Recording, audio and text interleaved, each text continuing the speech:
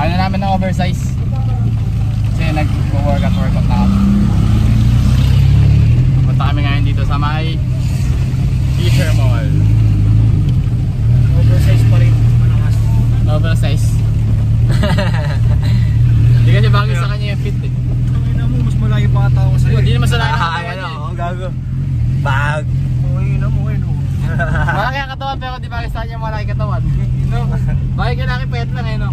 Yung haba niya kasi di ba no? Legit lang ba eh. Di bagay sa kanya yung medyo bulky. Kasi nag-ano siya bagay sa kanya medyo payat lang. Hindi man medyo payat. Payat talaga yung bagay sa kanya.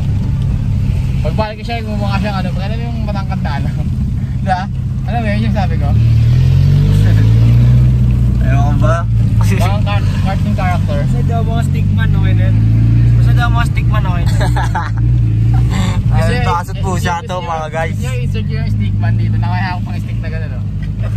Ako di pa nagkakaroon ng ganung picture kahit yun. Kahit pahit ako, di pa nagmumukhang ganun. Asot pusa. Yung kawawa.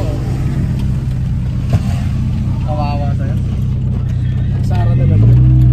Ayun sabihin ng mga tao, kaya talaga tayo eh. Pero, panis sila. Panis yan mga yan. Wala.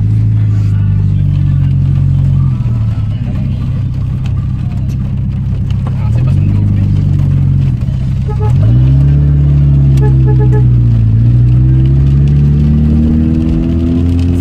Kapag pala.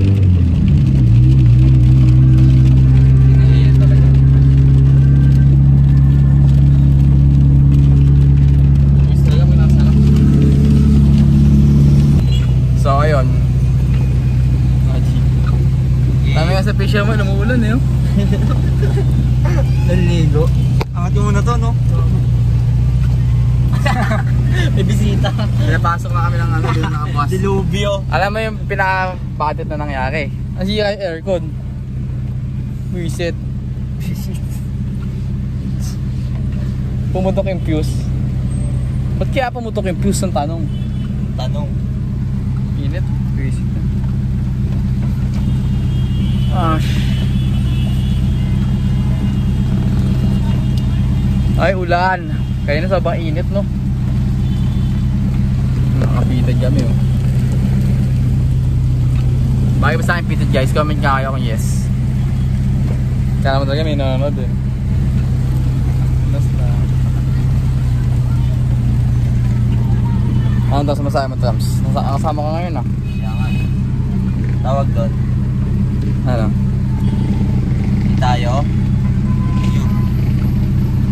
Di tayo malaki ulo tapos under.